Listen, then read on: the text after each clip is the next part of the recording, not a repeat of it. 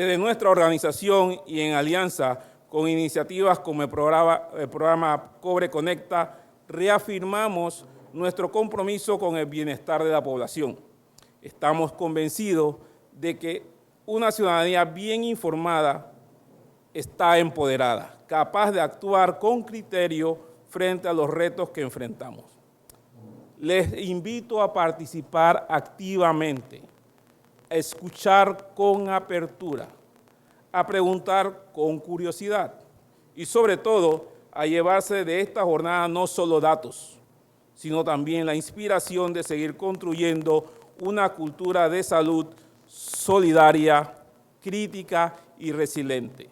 Buenas tardes, y yo quisiera más que todo esta tarde hacer esta presentación a forma de conversatorio y esperemos que al final tengamos algún tiempo para conversar un poquito sobre las dudas que se presenten y para dar un poquito de docencia. El objetivo de nosotros, tanto en la Sociedad Panameña de Nefrología como en la Coordinación Nacional, que previamente se conocía como Coordinación Nacional de Hemodiálisis, actualmente la Coordinación Nacional de Terapia de Sustitución Renal, porque abarcamos las otras terapias de sustitución renal dialítica, pues el objetivo de nosotros es transmitir información veraz en relación con la enfermedad renal. Y la importancia de transmitir esta información es de que esta información se reproduzca para poder que trabajemos un poquito en la prevención.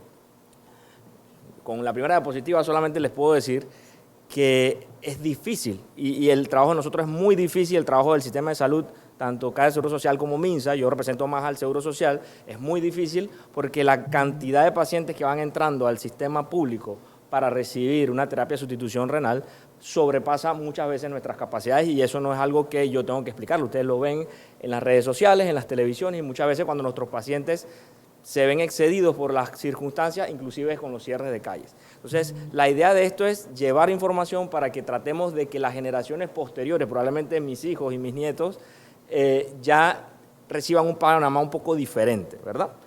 Vamos a ver un poquito lo que es lesión renal aguda y el concepto de lesión renal aguda define unas situaciones muy particulares y esas situaciones particulares nosotros las ponemos en torno de un concepto que se llama trastorno renal agudo. Traduciéndolo a un concepto más básico, es decir, el paciente desarrolla un deterioro de la función renal que es potencialmente recuperable pero que pasa en un X determinado tiempo. Eso yo lo puedo ver rápidamente en el consultorio o los médicos de atención primaria porque la creatinina sube. La creatinina per se no es mala. Yo siempre le digo eso a todos mis pacientes, la creatina per se no es mala. La creatina es como si fuera una señal de tránsito de que algo está pasando mal. Y la caída de la diuresis. Son dos cosas que nosotros podemos ver rápidamente. Pero seguramente, si no todos, gran parte de la gente que está en el auditorio, inclusive el personal de salud, en algún momento nosotros hemos podido tener una lesión renal aguda subclínica. ¿Qué significa subclínica? Es el paciente que desarrolló un deterioro de la función renal, pero que nunca requirió ir al médico. Eso ocurrió, no te viste por mucho tiempo y probablemente años después eso tenga repercusiones. Esta gráfica que está acá, yo suelo colocarla en todas mis charlas, aunque sea enfermedad renal crónica o lesión renal aguda, porque nosotros estamos o nadamos en como quien dice, en un mar en el que muchas veces coincide la lesión renal aguda con la enfermedad renal crónica.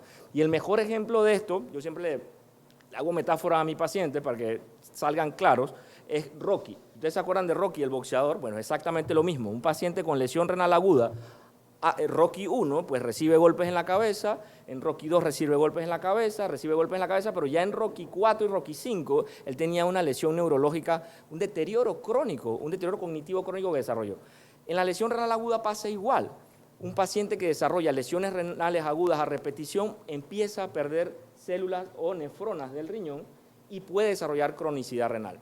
Y en la vía contraria también, o sea, un paciente que ya yo tengo diagnosticado con enfermedad renal crónica en alguno de los estadios de la enfermedad renal crónica, pero sufre un cuadro de reagudización y lo lleva a que empeore transitoriamente o definitivamente su enfermedad renal. Las cosas en medicina a veces son un poco más complejas. Entonces, el concepto de tiempo aquí es importante, lesión renal aguda que potencialmente se recupera en 7 días, si se potencia más de esos 7 días hasta 3 meses, pues es el trastorno renal agudo, que todavía nosotros lo conocemos así, pero si el paciente persiste con ese deterioro de la función renal, ahora hablaremos un poquito de lo que es ese filtrado glomerular o esa capacidad que tienen los riñones de filtrar, que cae por debajo de 60 mililitros minutos por más de 3 meses, yo sé que ese paciente tiene enfermedad renal crónica. Ahora, esta es una visión simplista y ahora vamos a ver cómo lo podemos digerir un poco. Es decir, agudo, potencialmente recuperable, en el medio, pues, tengo que esperar. Yo le digo al paciente, vamos a ver si ese riñón recupera, y crónico, pues ya el daño está establecido. Pero aquí hay algo importante, la última línea de la tabla dice marcadores de daño renal, y siempre le digo a mis pacientes, tener una creatinina normal, ojo, tener una creatinina normal no te define que no tienes enfermedad renal crónica, y ahora vamos a ver por qué. Entonces, lo mismo, yo puedo tener un paciente que desarrolló una lesión renal desde que llegó al hospital, puede haber revertido durante su estancia hospitalaria, pero durante su estancia hospitalaria pasan muchas cosas.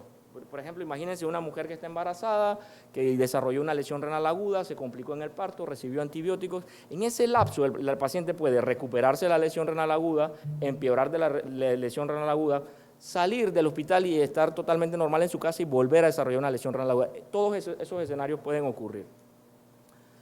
La epidemiología de la lesión renal aguda, si ya la enfermedad renal crónica es difícil, porque necesitamos un registro, necesitamos una atención primaria, necesitamos que nos reporten, en la lesión renal aguda todavía es más difícil. Las tasas varían mucho, de 2 a un 20%, y varían de dónde el paciente lo desarrolle. Subclínicos ni siquiera nos vamos a dar cuenta, pero a nivel hospitalario, pues hay lugares donde nosotros sabemos que evidentemente hay mayor riesgo. Las salas de cirugía, las salas de intensivos, cardiovasculares, las tasas aumentan hasta un 50%. Pero luego nos vamos a la variabilidad de dónde estamos esos pacientes en el mundo. Pues igual, hay lugares en donde ni siquiera está obligado el diagnóstico de lesión renal aguda como de obligación del médico de cuarta urgencia de establecer el diagnóstico, y también depende mucho del motivo de ingreso. Cuando digo el motivo de ingreso, en esencia, porque no es lo mismo que un paciente entre a cuarto de urgencia por un cuadro leve a que esté un cuadro severo, con un shock, con necesidad de inotrópicos, o sea, medicamentos para que le levanten la presión. Y finalmente, lo más importante, en nuestros países, en general los países de Latinoamérica, y África sobre todo, tenemos mucho problema en el subregistro, y lo que no se registra no existe, en esencia. Entonces, ese paciente, y no hemos hablado todavía de enfermedad renal crónica, estamos hablando de lesión renal aguda, ese paciente que potencialmente se puede recuperar de la enfermedad renal o de esa lesión renal, ese paciente tiene una mortalidad aumentada. Es decir, que hacer una falla renal, que puede ser algo tan sencillo como una deshidratación o un daño que se conoce como rhabdomiolisis, cuando los pacientes hacen mucho ejercicio, hay liberación de fibras musculares, o ocurre con cierta frecuencia en carnavales, cuando la gente está tomando mucho, se deshidrata, solamente eso le condiciona más riesgo de mortalidad y alteración vascular y cardiovascular. Es decir, esos fenómenos que nosotros vemos tardíamente en la enfermedad renal crónica, el típico paciente diabético, hipertenso, que va deteriorando la función de los riñones, este paciente con lesión renal aguda también lo puede desarrollar. Entonces, por ahí vamos a ver algunos mitos. Ojo, y aquí vamos a mezclar algunos temas. En esa epidemiología hay cosas que yo puedo modificar y hay cosas que yo no puedo modificar. Yo no puedo modificar la edad del paciente, si ya tiene un diagnóstico establecido, yo no puedo modificar esas cosas del paciente, su etnia no la puedo modificar, pero hay algunas cosas que en el hospital yo sí puedo modificar, tratar de corregir rápidamente las alteraciones que tiene, que si tiene anemia, si la presión está muy baja, control de las infecciones, los nefrotóxicos, los medicamentos que se le colocan. Entonces, aquí se van mezclando cosas que yo puedo controlar en el paciente y cosas que evidentemente no puedo controlar. Pero la misma lesión renal aguda, ese paciente que desarrolla un deterioro de la función, tiene algunas situaciones que se conocen como de riesgo. Es decir, no es lo mismo, por ejemplo, que un paciente haga un aumento de la creatinina, pero que orine un buen volumen, a que ese paciente pare de orinar. Si el paciente para de orinar, queda en anuria, eso es un factor de riesgo importante. Si el paciente desarrolla choque, que es cuando el paciente, pues, la presión se baja mucho, requiere medicamentos, pues, evidentemente eso, aunado a la hipoperfusión y deshidratación, se relaciona directamente con peor pronóstico. Y en medicina, todo lo que es riesgo se relaciona con muerte. O que el órgano que está afectado, en este caso los riñones, pues, desarrolle una enfermedad avanzada. Fármacos y algunas toxinas, que esté obstruido el paciente, que el paciente adicional haya requerido una cirugía mayor, y si está en una diarrea severa, inclusive se describe por los grandes volúmenes de líquido que se pierde, pues también. Entonces, ya vemos que vamos mezclando las cosas y sabemos que nosotros debemos dirigir, al menos desde el punto de vista médico, dirigir la terapia a cómo está el paciente, a qué fue lo que le ocasionó y cuáles son las comorbilidades del paciente. Porque por ahí en algún pasillo, en algún momento la gente pues le dice al paciente, pues toma mucha agua para que se te curen los riñones, pero un paciente con insuficiencia cardíaca pues no puede tomar mucha agua porque se sobrecarga, o un paciente que tenga ya otras enfermedades como la cirrosis hepática, pues no puede tomar mucha agua, o sea que hay que con mucho cuidado. Esto lo individualizamos, y el concepto de tomar agua de forma excesiva sin conocer el antecedente del paciente o la situación clínica en la que está, pues pudiera ser un poco difícil.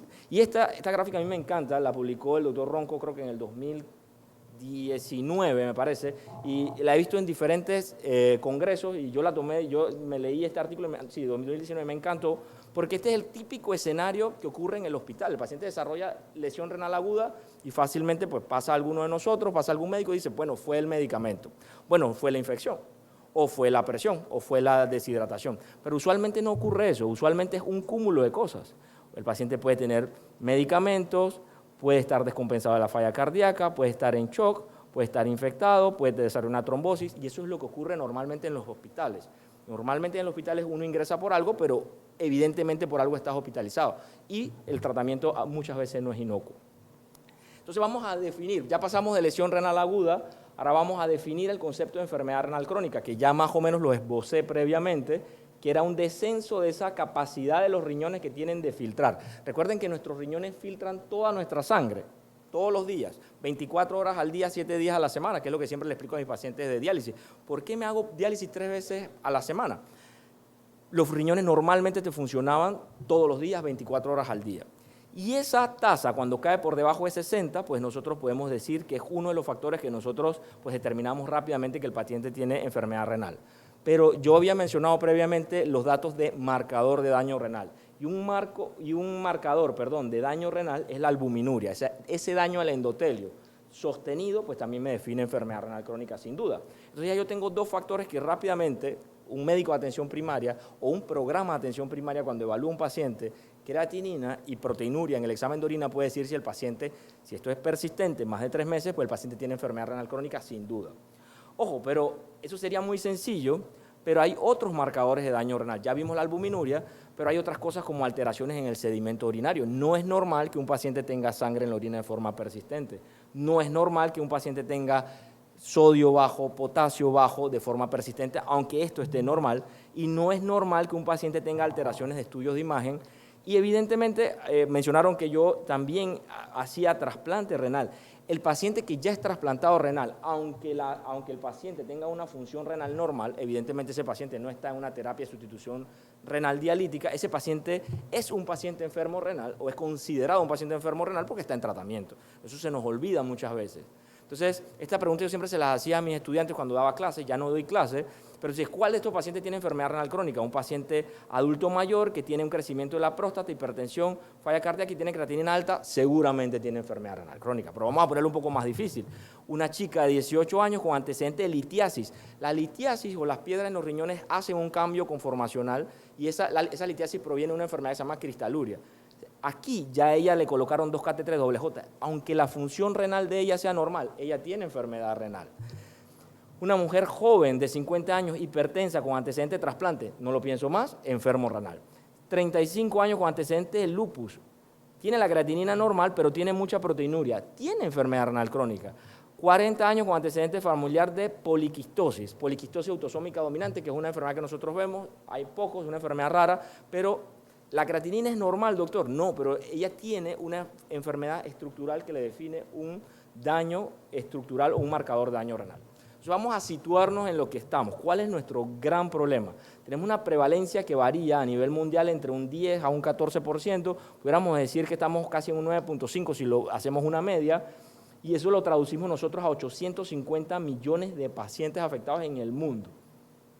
Datos que cuando la primera vez que hice esta charla, ya cuando yo era funcionario, hace 5 o 6 años eran como 700, pasamos a 800, estamos en 850. Muchas veces estos datos son subregistros y como aprendemos a registrar mejor, pues seguramente hacemos mejores diagnósticos.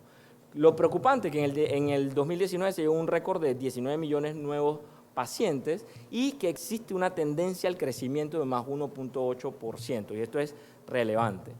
Ojo, ahora, la enfermedad renal crónica depende mucho de los sistemas y ahora yo tengo o yo formo parte del sistema porque estoy en el Seguro Social en la coordinación de terapia de sustitución renal.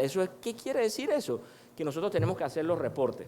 Y ustedes pueden ver aquí, y uno puede decir, bueno, en Chile la prevalencia es muy alta y en Haití muy baja. Pues yo les puedo decir porque Haití tiene otros problemas sociales y Haití tiene otros problemas culturales, igual que Nicaragua, que evidentemente inciden en que esta enfermedad renal pues, no parezca tan alta. Sin embargo, si ustedes miran los países que hacen los registros relativamente de forma aceptable, inclusive comparándolos con años de más o menos 15, 16 de diferencia, más o menos oscilamos ahí entre el 14%, pero lo que afecta a ese 9.5% que vimos en la primera diapositiva es porque hay países que evidentemente tienen unos reportes que no son los reales.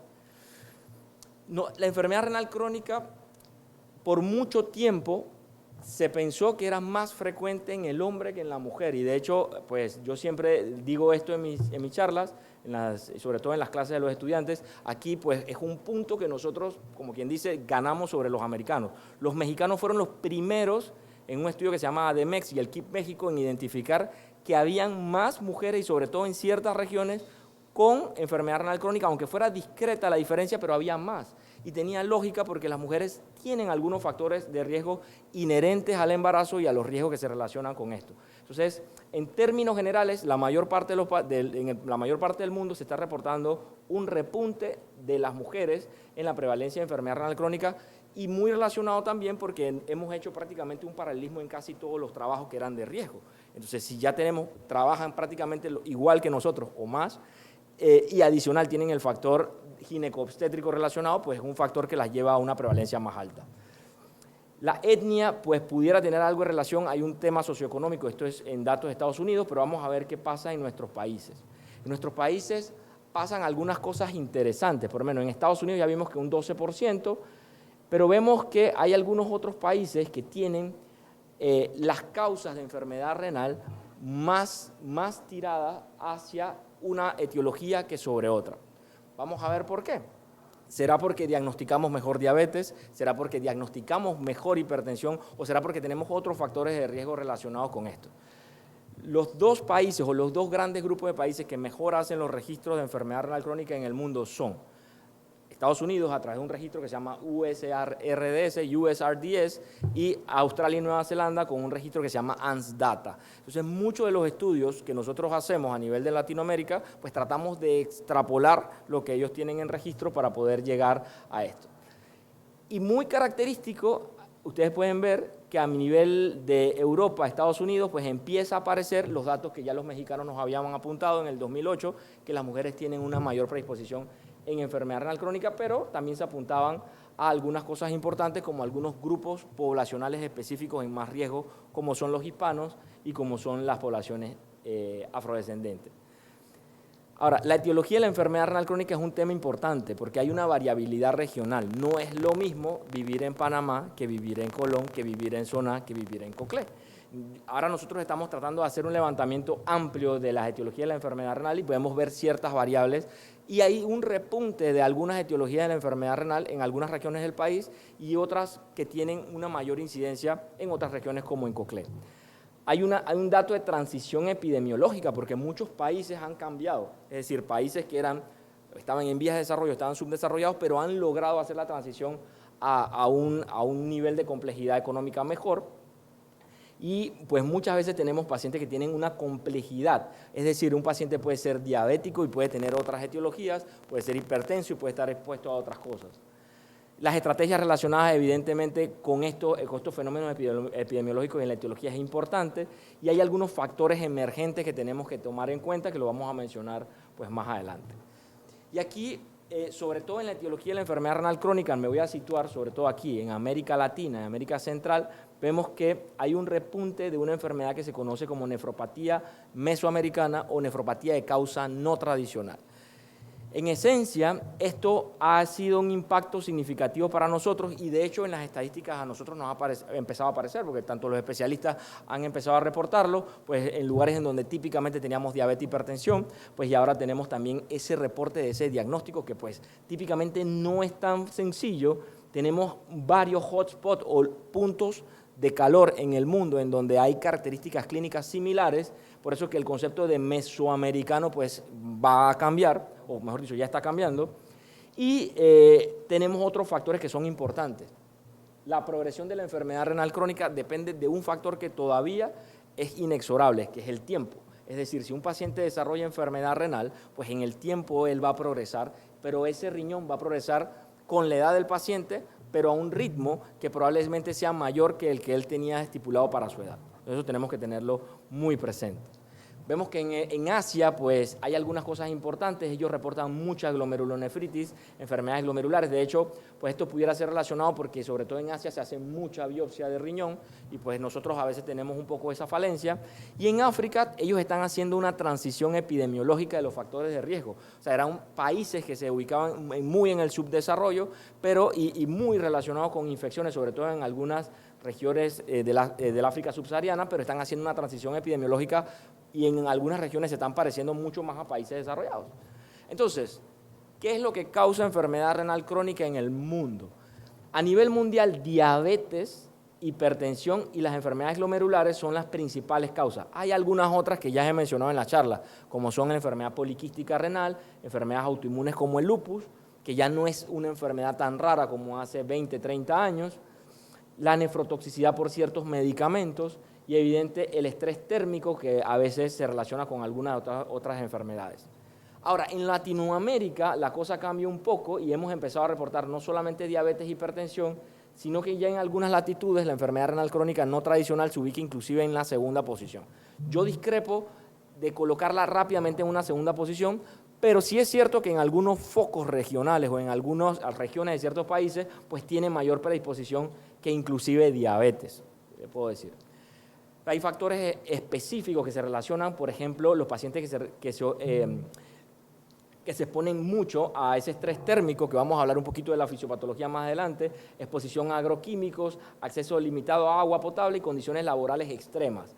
Ahora, todos estos factores, sobre todo desde el punto de vista fisiopatológico, se empeoran con algunas condiciones laborales, por ejemplo, cuando el paciente está en malnutrición. Es decir, ese estrés térmico y esa exposición a algunos agroquímicos, pues hace que ese paciente pues, se predisponga a este tipo de enfermedad renal en ciertos escenarios. Ya dijimos que la prevalencia de enfermedad renal crónica estaba más o menos en 9.5 a 10% a nivel mundial y ustedes vieron que la estadística a nivel mundial variaba un poco. Sin embargo, hay un dato que a nosotros nos impacta más. La carga o el impacto a los sistemas de salud. Nosotros somos, la enfermedad renal crónica termina siendo la número 1. Y hace poco pues se reportaron o se sumaron las muertes, sobre todo en Centroamérica, relacionadas con enfermedad renal crónica y suman más de 60.000 pacientes y esto es importante. Vamos a hablar un poco de lo que me atañe a mí, sobre todo en el tema de la coordinación de terapia de sustitución renal. Vamos a hablar un poco de Panamá. ¿Qué pasó en Panamá en el 2024? Pues este era el total de pacientes reportados. Y recuerden, yo estoy sobre todo exponiendo los datos del Seguro Social y también hay datos del Ministerio de Salud. Y en algunos escenarios puede haber superposición de datos en escenarios porque pues, hay lugares en donde no hay la duplicidad del servicio, o sea, solamente hay Seguro Social, entonces el Seguro Social cubre los dos, o solamente hay MINSA, el MINSA cubre los dos. Y esto sabemos nosotros que era un subregistro porque teníamos los registros del 2023, pero es lo que se registró, es lo que teníamos en cuenta, más de 15.000 pacientes. Y cuando veíamos las causas de enfermedad renal crónica, ustedes ven que pues, hipertensión termina siendo la principal causa, al menos en Panamá, y en nefropatía diabética la segunda causa. Empieza a aparecer 50 casos de nefropatía, enfermedad renal crónica no tradicional, sobre todo en la región de Coclé. Hay lupus eritematoso sistémico, síndrome nefrótico y otras causas, pero esto llama la atención. Entonces ustedes dirán, pero ¿por qué en el resto del mundo diabetes sigue siendo la principal causa y aquí en Panamá es hipertensión?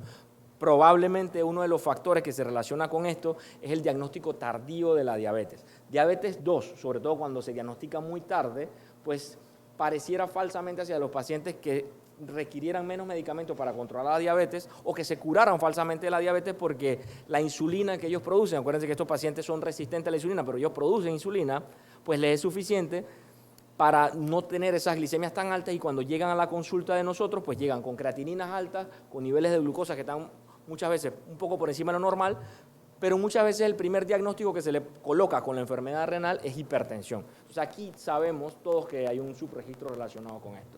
Hay otras causas de enfermedad renal, pero las principales, estas que listamos, Y vamos a hablar un poquito de la enfermedad renal crónica no tradicional como causa, como fisiopatología. Para esta enfermedad renal crónica no tradicional sabemos que hay algunos factores genéticos. De hecho, en la región ya se estudió un axón que se relaciona con esta enfermedad renal.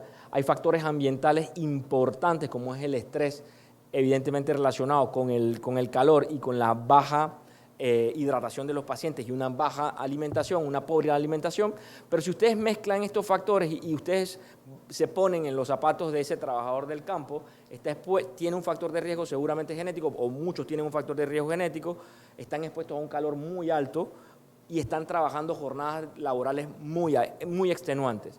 Entonces, ¿qué medicamentos suelen buscar estos pacientes? Medicamentos para el dolor.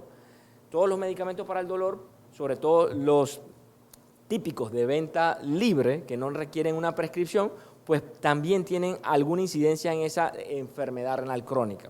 Entonces, esas temperaturas ambientales son extremas y de hecho vamos a ver algunas imágenes que están bastante bien mapeadas porque nosotros podemos tener diferentes tipos de agricultores en la República, pero se acentúa en una franja en la que la temperatura es todavía mayor, hay estrés por calor, hay hiperuricemia, no hay tanta proteinuria como los otros tipos de enfermedad renal crónica. Este paciente inicialmente puede, inclusive, hay reportes de enfermedad renal crónica no tradicional de presentación abrupta, como si fuera una nefritis aguda, pero de forma sostenida este paciente va desarrollando esta enfermedad renal crónica y se mezcla con algunas cosas importantes, se mezcla con una población que termina siendo muy estoica, que tiene poca accesibilidad a los recursos sanitarios y que llega muy tarde a recibir atención especializada. ¿Qué hemos visto en los hallazgos histopatológicos? Los hallazgos histopatológicos van muy relacionados con este dato de nefritis, inflamación. Esa nefritis ya nosotros la conocemos, pero en otros escenarios, se llama nefritis intersticial crónica y que se puede relacionar con medicamentos o ciertos tipos de infecciones, pero sobre todo medicamentos, pero en este escenario, pues más que medicamentos, es el cúmulo de cosas que le ocurre a este paciente. ¿Cómo yo puedo caracterizar un poco esa enfermedad renal crónica versus esa enfermedad renal crónica no tradicional? Ya vimos las causas principales de enfermedad renal crónica y por aquí empieza a aparecer una de la que voy a mencionar más adelante, que es obesidad. Siempre me meto en problemas cuando hablo de obesidad en las charlas de enfermedad renal, pero lo tengo que hacer. Hipertensión, diabetes, obesidad, causas hereditarias claras y causas infecciosas, pero en la enfermedad renal crónica no tradicional pasan algunas cosas particulares.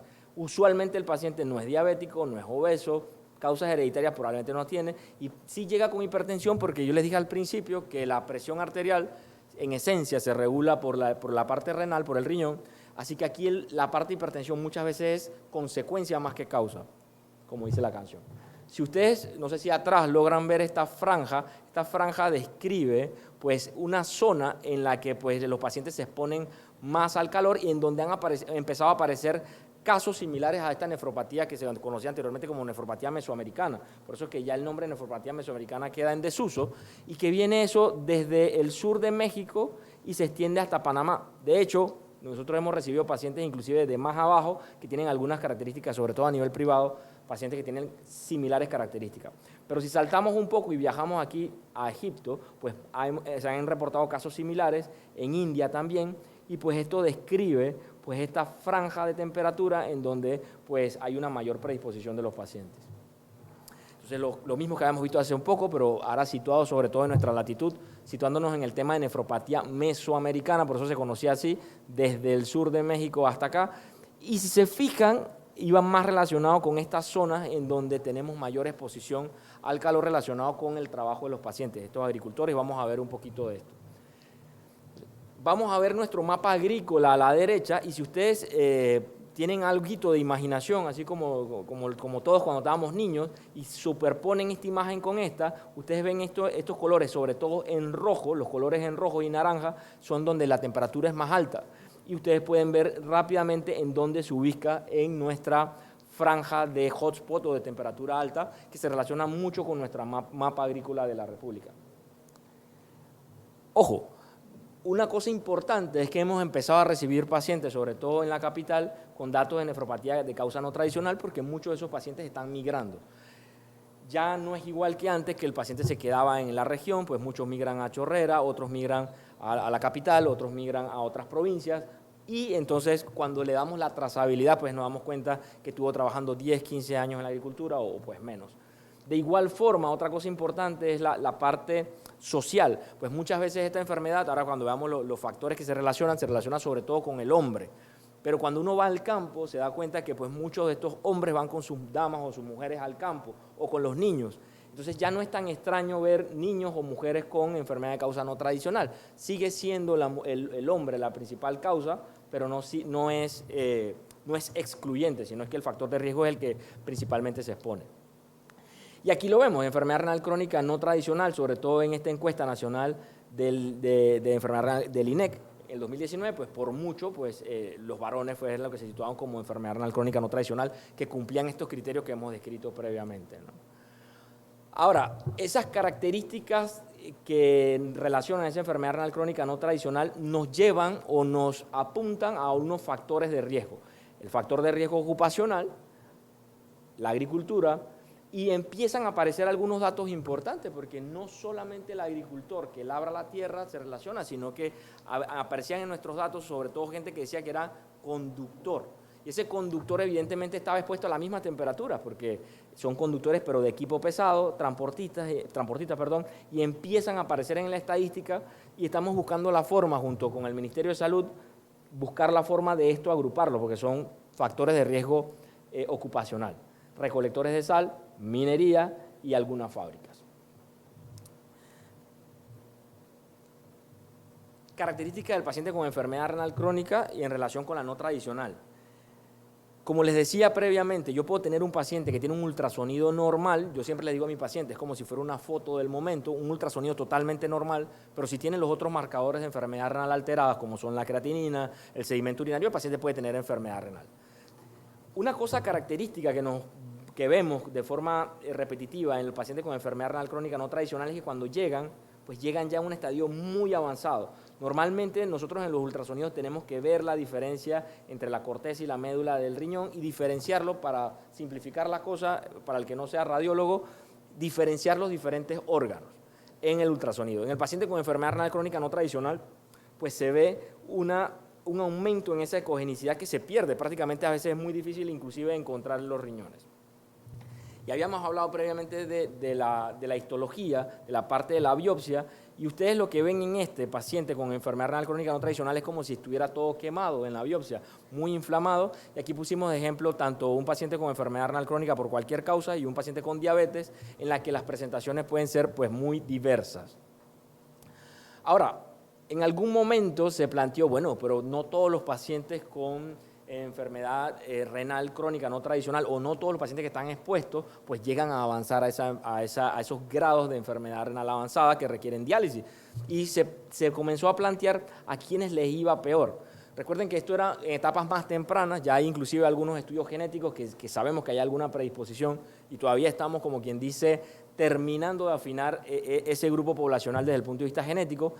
Pero sí supimos rápidamente que si el paciente llegaba rápidamente a cuarta urgencia con síntomas urémicos, mucha astenia, muchos calambres, que eso sí típicamente no le pasa al paciente enfermo renal típico, pues ese paciente le iba peor. Entonces, cuando esas características del ácido úrico, del potasio bajo, el sodio bajo, comenzaban a presentarse, sobre todo relacionado con ese paciente que venía con una enfermedad más abrupta, pues sabíamos que ese paciente tenía mayor predisposición a desarrollar una enfermedad renal terminal. Ahora, vamos a situarnos un poquito en el panorama actual. Ustedes, si no todos, la mayoría está en el Seguro Social o son subsidiarios del Seguro Social. Entonces, vamos a ver qué es lo que nos dicen los reportes del Seguro Social, que es en lo que yo sobre todo estoy tratando de mejorar los datos para que todos tengamos una mejor capacidad de respuesta, tanto en la parte privada como en la parte pública y la parte académica.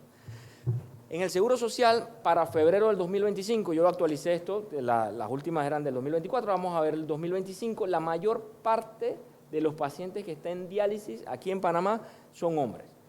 61% son hombres, 38% mujeres. Eso es importante porque una cosa es que el paciente tenga enfermedad renal y sabemos que pareciera estar la epidemiología hacia mayor porcentaje de mujeres con enfermedad renal, pero los pacientes que requieren o están en diálisis parece que son más hombres. Pueden ser muchos factores sociales. Trabajo social también lo relaciona con que pues, la mujer cuando se identifica como enfermo renal, pues sí acude a sus citas, tiene un mejor seguimiento. Las mujeres tienen una característica que pues nosotros los varones adquirimos muy tardío cuando empezamos a ir al urólogo.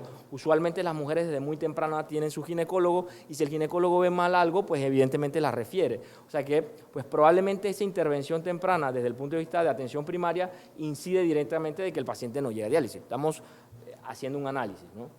Vemos que el número de pacientes por provincia, sabemos que la concentración de población en Panamá es muy densa, muy densa, y casi que el 42% de nuestros pacientes en diálisis, en terapia de sustitución renal, están en Panamá, y nosotros tenemos al menos del Seguro Social, recuerden que esto es datos del Seguro Social, más o menos un 10% del peso del país, Nosotros en términos globales, en términos generales, contamos con 3.200, 3.300 pacientes en diálisis, entonces en el Seguro Social, así que es muchísimo. 2.300 en hemodiálisis, y aquí nosotros tenemos otra diferencia que el resto de latitudes en el mundo. Nosotros tenemos la balanza muy inclinada hacia hemodiálisis con respecto a diálisis peritoneal. Son dos terapias de sustitución renal que prácticamente lo que hacen es tratar de sustituir esa función de los riñones que el paciente no tiene, pero en una, el paciente, al menos en la modalidad que tenemos en Panamá, el paciente tiene que ir a un centro donde hay un médico, ya sea un médico de atención primaria, el nefrólogo tiene que dictar el orden o las órdenes prescritas, y en la diálisis peritoneal, pues el paciente se hace la terapia en la casa previo un entrenamiento por enfermería y el médico. Entonces vemos que nosotros tenemos esta balanza muy inclinada hacia el sistema público, porque si nosotros tuviéramos un porcentaje más alto en diálisis peritoneal, pues pudiéramos tener las unidades de diálisis un poco más libres, ¿no? Ahora, distribución por modalidades, otra cosa que es muy importante, aunque Panamá tiene la prevalencia más alta de enfermedad renal crónica en terapia de sustitución renal, ellos están totalmente inclinados prácticamente a hemodiálisis. Sin embargo, en el resto de las provincias, inclusive Coclé, aquí donde estamos, pues hay un balance, casi que un 60 a un 38%, 62-38%, que sería la expectativa que nosotros tenemos como autoridades para que todo el país más o menos lleve, porque eso facilitaría las condiciones de nuestros hospitales. Les estoy dando algún pantallazo general a todos. Ahora, porcentaje de diálisis peritoneal por provincia, ¿dónde está Coclé? Pues ustedes no aparecen hasta aquí en el segundo punto, y eso es un punto positivo. ¿Por qué es un punto positivo? Significa que los nefrólogos de acá están trabajando para fortalecer esta terapia. Es importante porque el paciente tiene la oportunidad de estar en su casa, con su familia y todo lo demás. Cosas donde quería llegar. Si bien el Seguro Social atiende sobre todo pacientes asegurados, pues ustedes pueden ver en la gráfica, tenemos 88% de pacientes asegurados, pero en regiones en las que el MINSA no tiene cobertura, pues nosotros cubrimos el tratamiento o la terapia de estos pacientes. Eso representa como un 11%, y eso puede ser inclusive más alto de acuerdo a ciertas regiones. Eso significa que nosotros tenemos que estar en mejor comunicación con el Ministerio de Salud, porque si bien nosotros prestamos un servicio de este tipo, pues ellos nos ayudan en otros servicios en otro momento.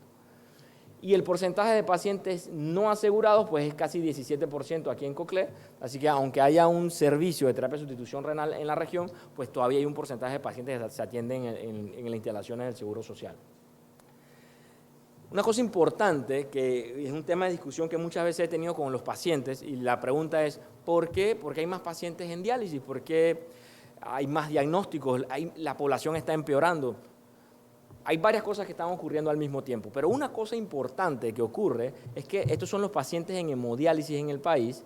Si ustedes se fijan, la prevalencia sería el total de pacientes que nosotros tenemos en una región en X determinado tiempo. Si ustedes se fijan, esta gráfica de acá, ustedes pueden ver que nosotros tenemos 188 pacientes que pasan más de 10 años en la terapia. Es decir, los pacientes están viviendo más. ¿Eso qué quiere decir? Que si el año que viene pues fallece X cantidad de pacientes e ingresan X cantidad de pacientes, pero estos pacientes pasan más de 10 años, mi tasa poblacional se hace más prevalente, lo cual es un tema de mucha carga a la institución. Lamentablemente el año pasado, el 2024, fue un año récord, que ustedes han visto que muchas veces lo he mencionado cuando he tenido que dar una entrevista. pues un año récord de ingreso. El año pasado se ingresaron 463 pacientes a diálisis. Esto es muchísimos pacientes en un año y eso hizo que se saturaran los sistemas. Los pacientes saltaron, los servicios colapsaron y todo lo demás.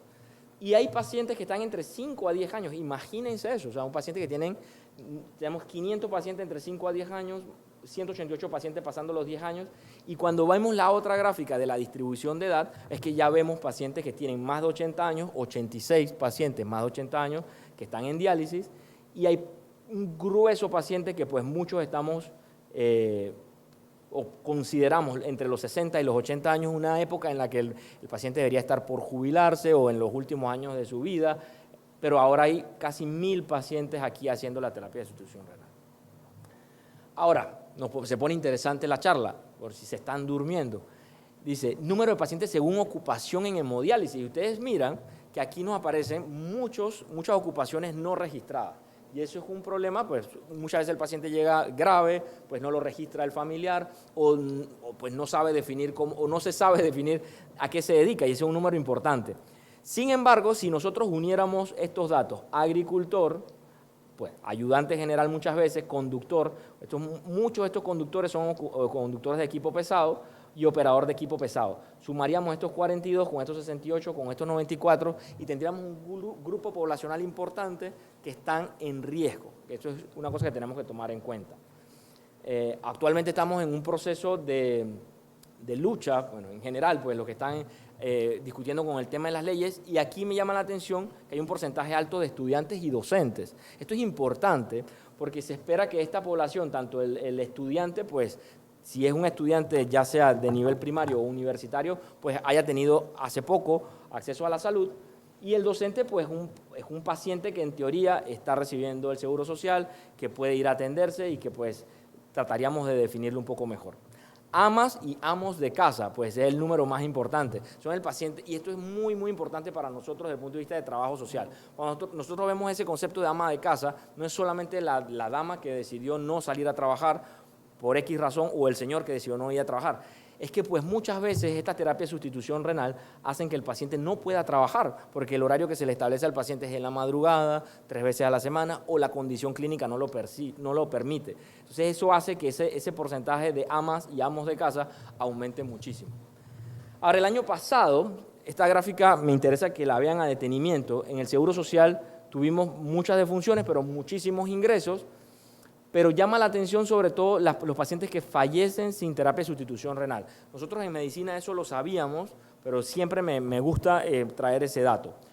Cuando un paciente desarrolla enfermedad renal crónica, nosotros lo clasificamos del 1 al 5. Desde que el paciente tiene enfermedad renal crónica, esa mortalidad va aumentando hasta que llega al 5. Es decir, en el 5 la mortalidad es más alta.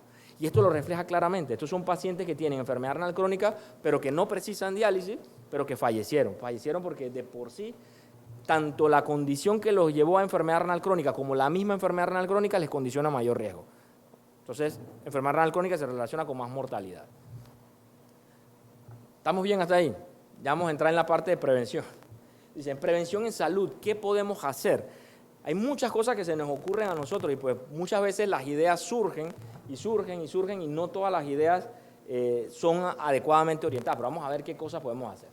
Nosotros tenemos que fortalecer la atención primaria, porque pues nosotros en Panamá somos entre 25, 28 nefrólogos y tratamos de cubrir todo el país, pero la atención primaria es la que principalmente hace el efecto y se los voy a demostrar más adelante. La recolección de los datos es importante. Ustedes cuando empezamos la charla me hicieron algunas entrevistas y me hacían algunas preguntas puntuales. Hay algunas cosas que yo no las puedo responder porque muchas cosas yo no las tengo en data. Estamos tratando de recogerlo con el Ministerio de Salud. Son datos importantes que vamos a tratar de recoger.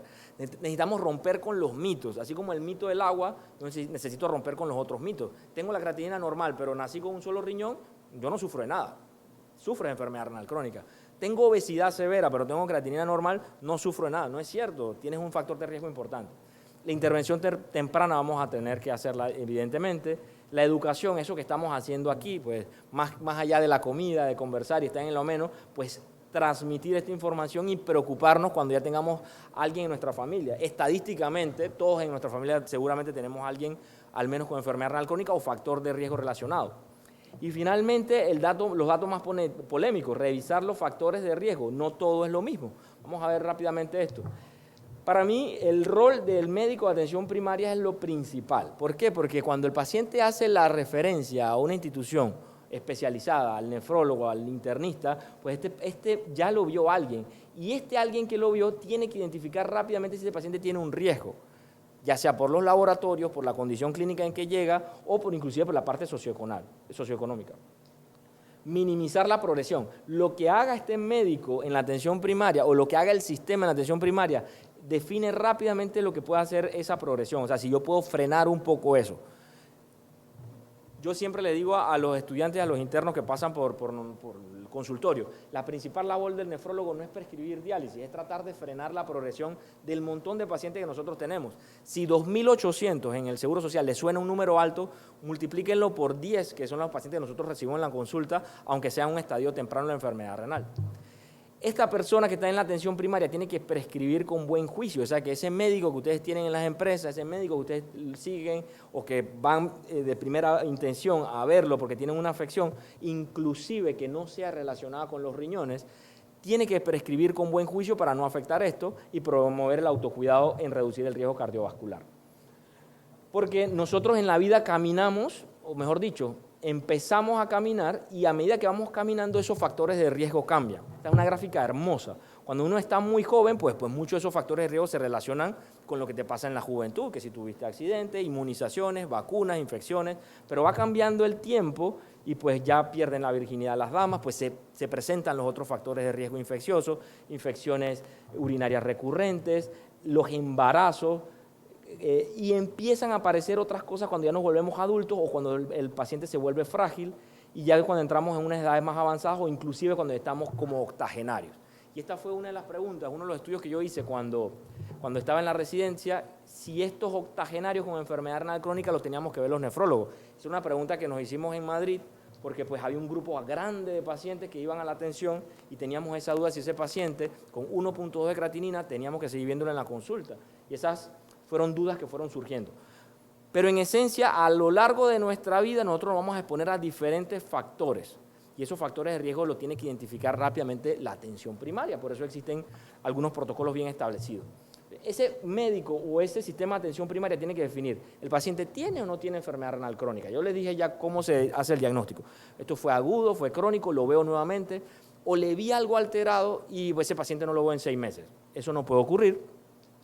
No solamente valorar esa creatinina y esa pérdida de las proteínas, sino más cosas, y rápidamente preguntar por qué ese paciente hizo falla renal. Porque si yo no sé lo que lo causó o el dato que hizo que ese paciente empeorara la función renal, pues no estoy haciendo nada. Evaluar en busca de evidencia de progresión, eso sobre todo lo hace el médico en la consulta, es decir, este año la creatinina la tiene en 1.2, el otro año la mantuvo en 1.2, pues fantástico, la progresión se ha mantenido estable, lo estamos haciendo bien. Este año viene en 1.5, el otro año viene en 2, viene subiendo la progresión renal, ese paciente no te lo puedes quedar o no lo podemos quedar y lo pasamos rápidamente. Y de hecho, pues ya hay muchos pacientes que afortunadamente o por alguna razón, tanto en la parte educativa o en las redes sociales, el paciente a veces llega a la consulta de nosotros sin referencia. Ya el paciente sabe que la creatinina alta no es positiva y va buscando ayuda. Evaluar las complicaciones asociadas, porque bueno, vimos al paciente y comenzamos a darle tratamiento, tenemos que prevenir las complicaciones. Educar al paciente. Nosotros con mucha frecuencia vemos al paciente, le hacemos fantástico el tratamiento, le ponemos los medicamentos, pero si no le explicas bien al paciente o no le explicamos muchas veces, es un error de nosotros, no le explicamos al paciente que muchos medicamentos son crónicos, el paciente se deja de tomar los antihipertensivos al mes. Y en la siguiente cita viene con crisis hipertensiva. Se deja de tomar los antidiabéticos al mes y viene en crisis, no hicimos nada. Entonces, la educación al paciente muchas veces es mucho más importante que inclusive la educación a los otros médicos. Ahora, controversias.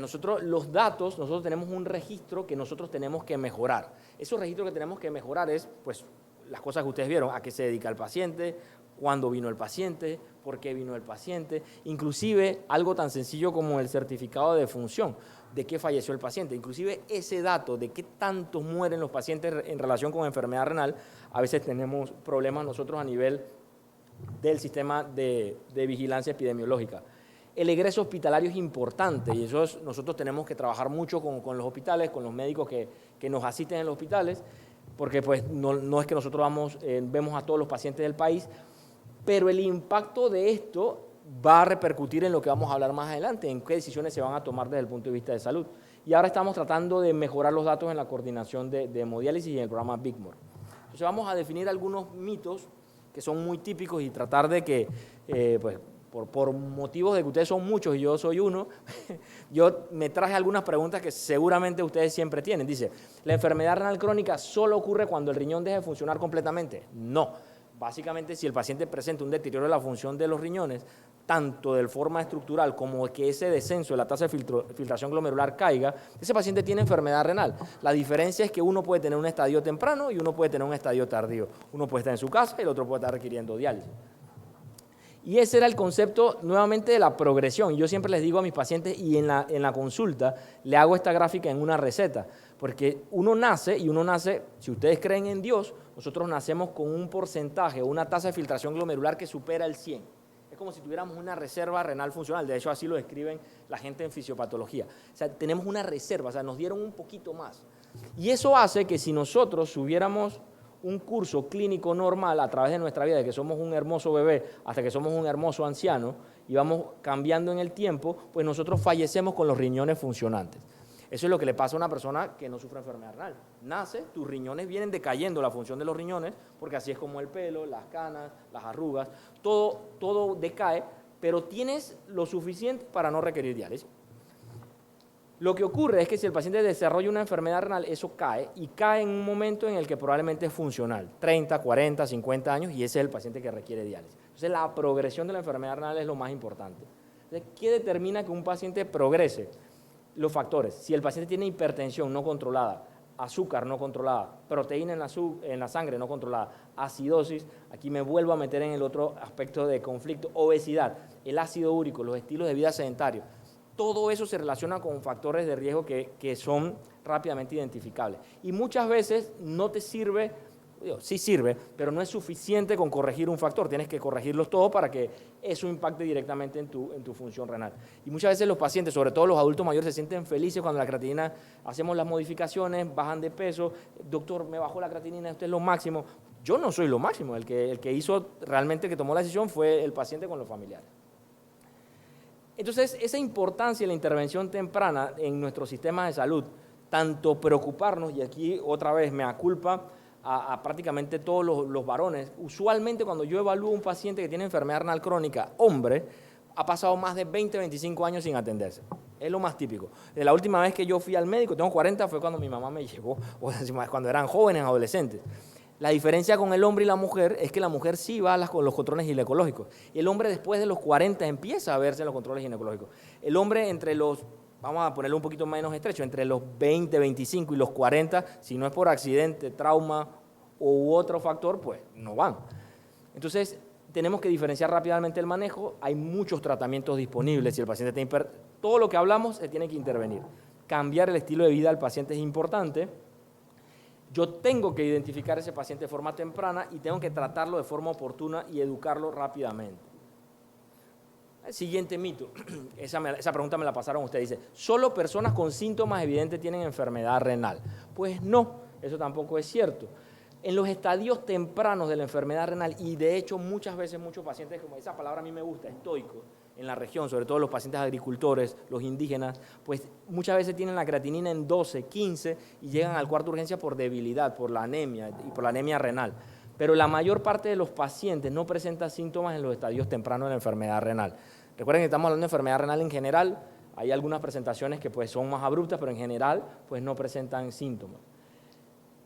Conciencia sobre la enfermedad renal, hay que aumentar esa conciencia en que existe la enfermedad renal. Es muy famoso, por ejemplo, los pacientes que quieren ir al cardiólogo, al gastroenterólogo, pero el nefrólogo o la enfermedad renal termina siendo una enfermedad terminal, o sea, cuando ya el paciente está en lo último. Inclusive las enfermedades oncológicas han tenido su boom de moda, por decirlo así, pero la enfermedad renal sigue afectando a una población mayoritariamente en factores de riesgo y pobre, y pues los pacientes acuden muy poco. Programas educativos y campaña de concientización estamos haciéndolo, inclusive pues uno de los motivos de la charla de hoy es esto.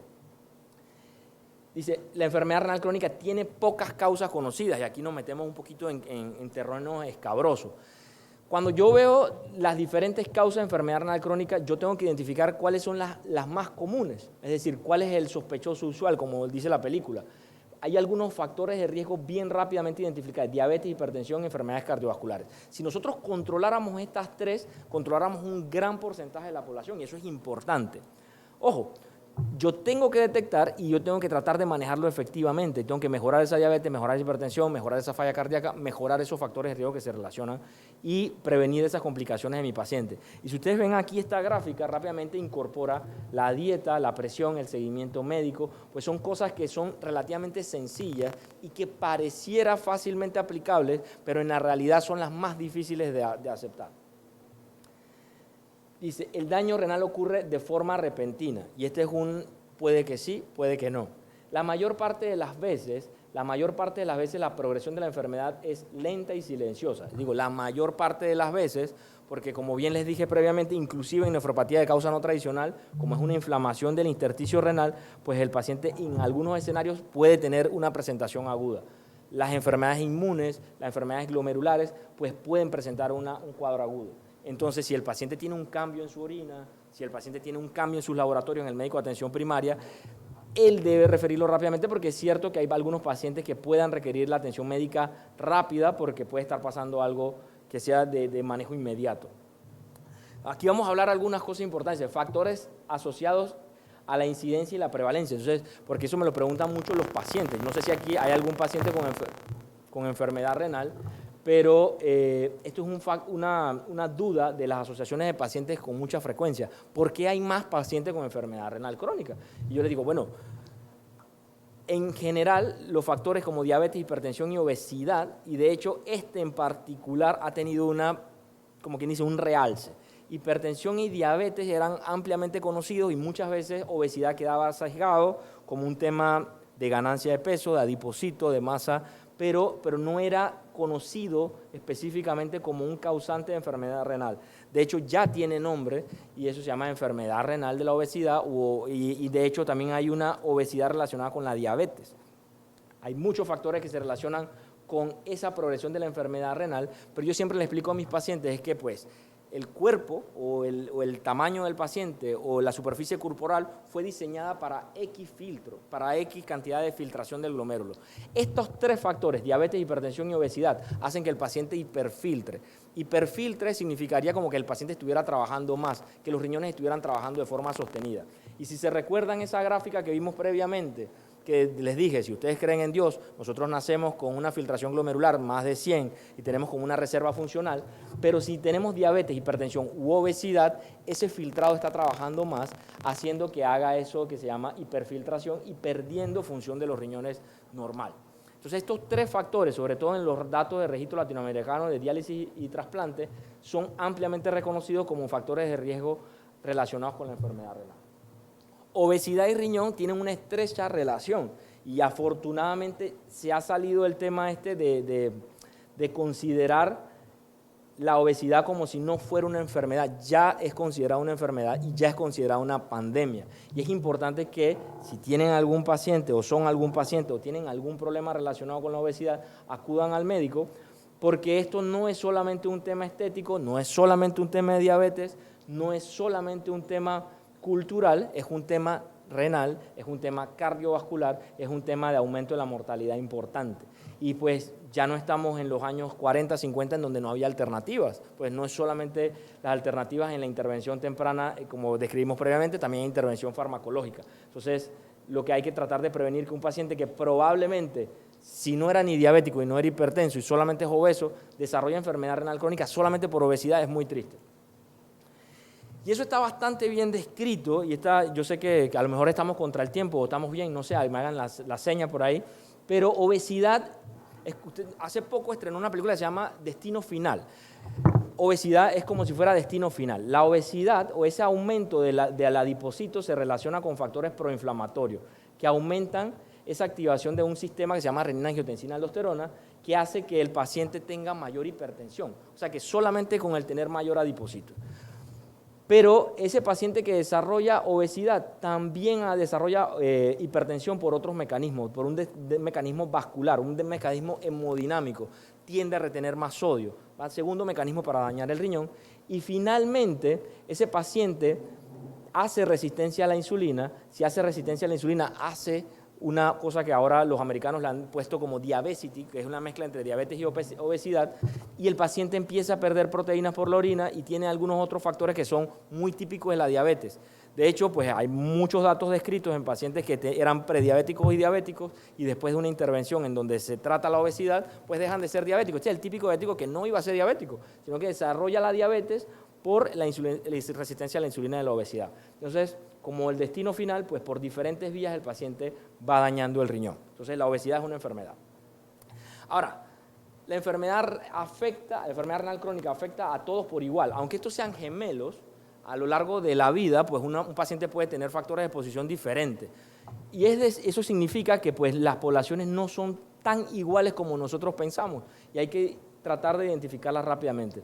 Nosotros tenemos disparidades raciales y socioeconómicas importantes, eso es muy importante tomarlo en cuenta. No es lo mismo tener la capacidad de ir a una atención primaria y que te identifiquen rápidamente con diabetes y tratarte a no tener ningún recurso.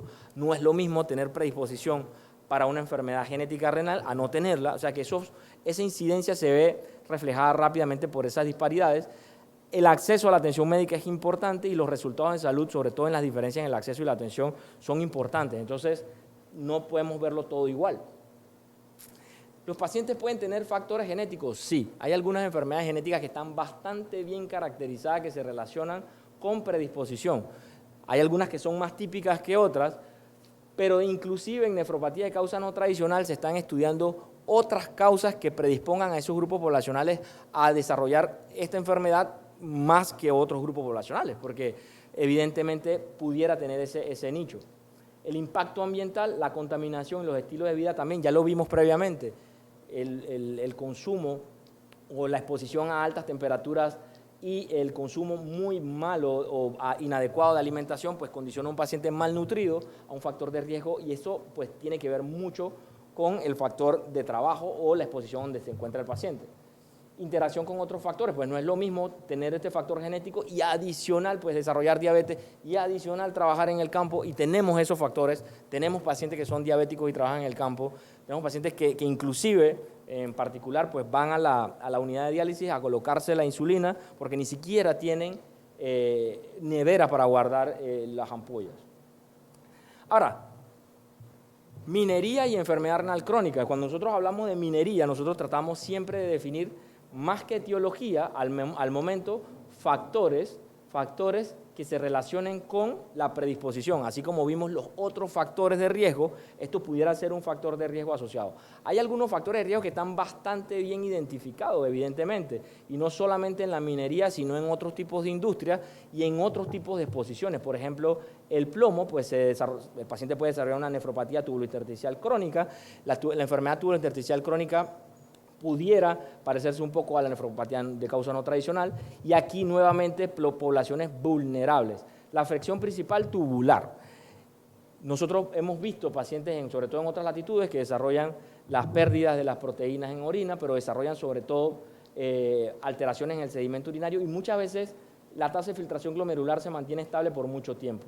El cadmio, también con disfunción tubular, proteinuria, nuevamente poblaciones vulnerables tanto en minería como otros tipos de industrias, factores industriales y fumadores, y evidentemente por este tipo de exposición, sobre todo en gente mayores. En el plomo, pues como es consumo, pues inclusive en niños y trabajadores expuestos. Arsénico, pues exposición, pues sí se relaciona con tumores renales, sobre todo esto se relaciona con poblaciones con agua contaminada. Mercurio, anemia y disfunción renal, muchas veces relacionados con mucha dificultad a mejoría de la anemia después del tratamiento médico. Cianuro, evidentemente, muerte, en muchos casos, insuficiencia renal aguda, y esto se relaciona mucho también con los trabajadores mineros en diferentes escenarios. Ahora, al ser un factor de riesgo, más que de una etiología, nosotros tenemos que definir algunas cosas, que es un factor de riesgo ocupacional. No es lo mismo la minería a nivel industrial que a nivel artesanal.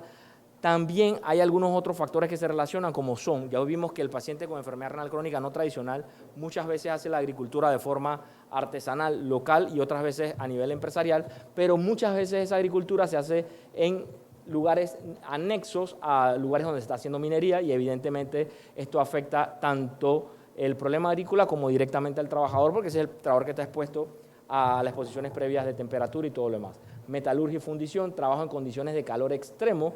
Nuevamente, este es otro factor de riesgo que no solamente va con la minería, hay otro tipo de calderas que también lo hacen, y ustedes ya vieron el mapa en el factor agrícola de nuestro país y de toda la región, bueno, en Europa también.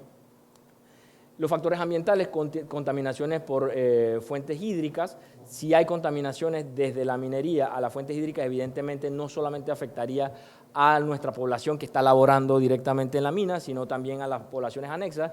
Y evidentemente los factores socioeconómicos, porque ya les dije previamente que más que etiología definimos un factor de riesgo. Y si ese paciente se expone a altas temperaturas, el agua contaminada, pobreza extrema, come poco y falta agua potable, pues es un condimento perfecto para que el paciente desarrolle una enfermedad renal.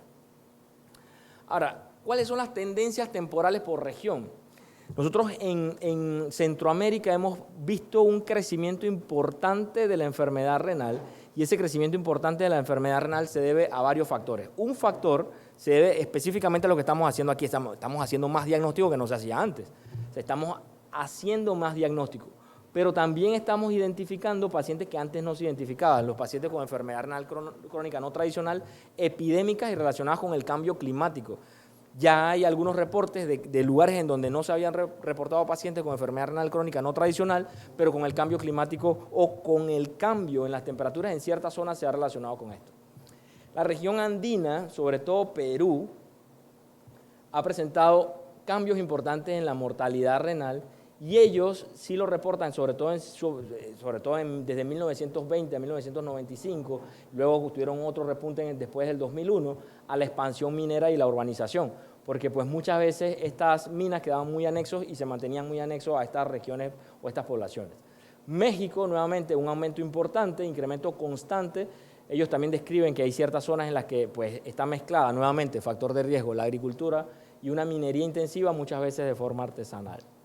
En Brasil hemos tenido un discreto descenso de la enfermedad renal y en Colombia también un descenso y probablemente se relaciona con muchos controles. Son países en los que la medicina ha avanzado mucho, a pesar de los temas sociales de cada uno de esos países, la medicina ha avanzado mucho y de hecho para la región ambos países terminan siendo fuente de información y fuente de replicación de algunos modelos. Dice, la diabetes y la hipertensión son los únicos factores de riesgo importantes. Ya vimos que no, evidentemente no. Hay otros factores de riesgo, sobre todo si el paciente tiene factores de riesgo genéticos, yo no lo puedo modificar, estilos de vida, no lo puedo modificar, hábitos alimenticios, no lo puedo modificar hasta que intervengo directamente, o sea, si no intervengo yo en ese paciente, pues el paciente tendrá ese factor. Educación sobre la prevención, conciencia sobre los factores de riesgo. Muchas veces, sobre todo en enfermedad renal crónica no tradicional, hemos tratado de orientar a esos grupos poblacionales cuando hemos ido a las regiones de la adecuada hidratación. Este sí es el paciente que tiene que estar normalmente hidratado o tratar de estar lo mejor hidratado durante sus jornadas laborales, tratar de que tenga ropa adecuada, tratar de que tenga protección solar, pero no es fácil porque son grupos poblacionales que ya tienen cierto sentido cultural. Promoción del estilo de vida saludable y los recursos educativos, pero trasladados al paciente.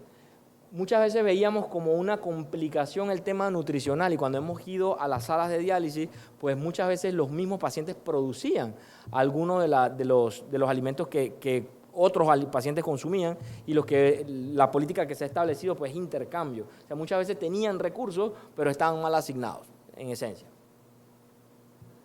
Dice, ¿la enfermedad renal crónica está aumentando solo en los países desarrollados? Pues no, ahora vamos a explicar un poquito. El aumento de la enfermedad renal crónica se debe únicamente a la mayor cantidad de pacientes con diabetes, doble no.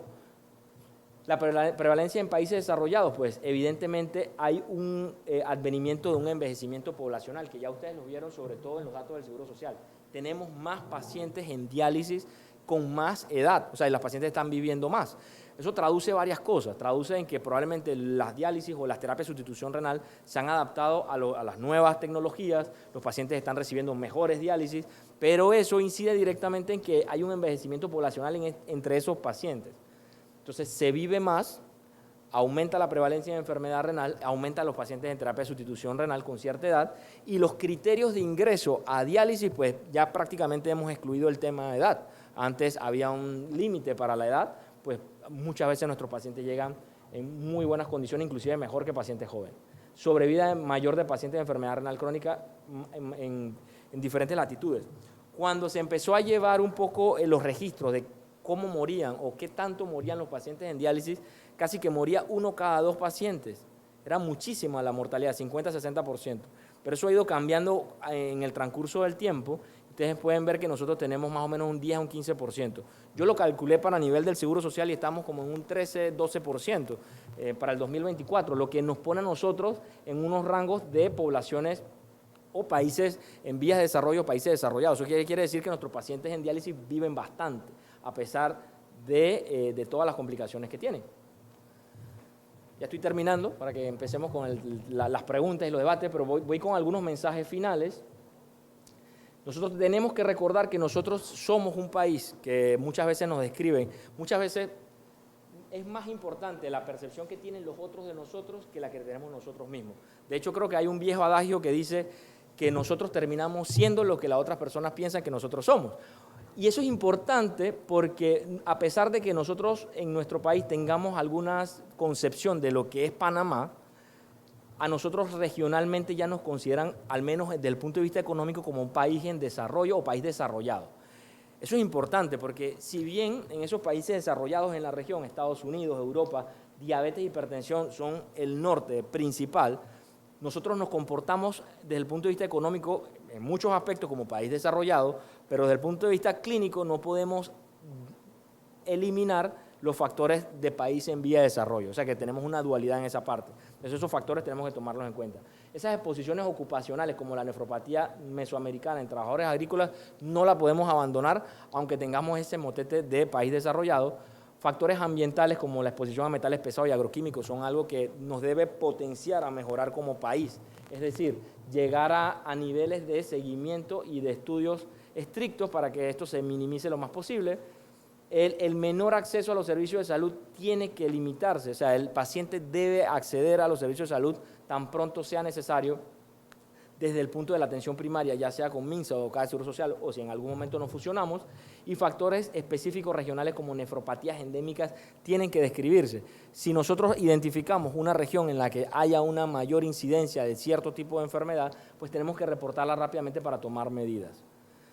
Las iniciativas globales de salud pública, ¿hacia dónde van? Hacia que, primero, poner en su estado de situación a la enfermedad renal crónica, decirle a la gente que existe la enfermedad renal crónica, decirle a la gente que las causas de enfermedad renal crónica, las causas tradicionales son muy frecuentes, diabetes, hipertensión y las otras, pero que también tenemos otras causas de enfermedad renal para las que nosotros tenemos que trabajar en nuestra educación de salud renal, de la mano de programas educativos e iniciativas globales, como la que estamos haciendo actualmente.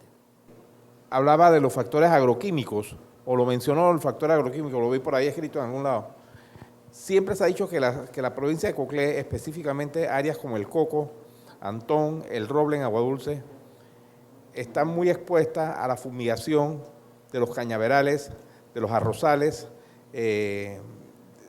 antes con mochila, ahora con motobomba y con aviones.